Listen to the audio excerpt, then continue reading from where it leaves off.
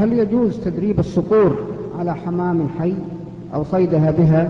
لأنهم أراهم يضعون الحمامة وهي حية في شباك رخوة ميسرة ويطلقونها في الجو، فينقض عليه هذا الصقر ويمزقها وتنشب مخالبه في الشباك فيصطادونه.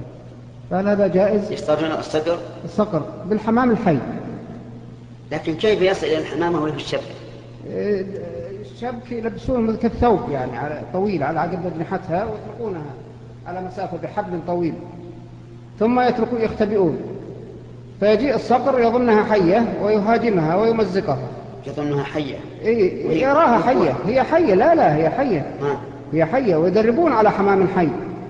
يأتون كل يوم بحمامة حية. أنا رأيت شخص منهم يأتي كل يوم يدرب صقره بحمامة حية، يربطها في حبل ويدعاه تطير، ثم يدرب عليها الصقر، فإذا اصطادها شجعه بمكافأة قطعة من لحمه. اللي أسمع أنهم يطلقون الحمام، ما هو بيضعونه في شبك، يطلقون الحمام ويطلقون الصقر عليه. يطلقونه أحيانا ويضعونه في شبك عند صيد لما يكون جديد، عندما يكون الصقر جديد ليس بيده يعني في الفضاء وحشي، فيضع الحمامة في شبك ويطلقها على مسافة، فيأتي الصقر فتنشب مخالبه في الشباك بعد أن يمزق الحمامة ويجرها ويصطاد الصقر. هل لا يمكن تعليمه إلا بهذه الطريقة؟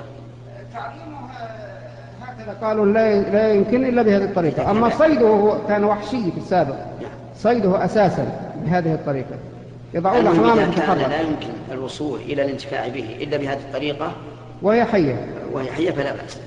أما إذا كان يمكن ولو بطريق بعيدة فلا يجوز إيذاؤه.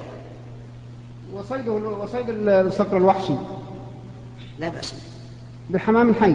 لا بأس إذا لم يكن إلا بهذا، ولم يكن تعذيب للحيوان، تعذيب لمصلحته، مثل ما نعذبه بالوسم لمصلحتنا. جزاك الله خير يا شيخ.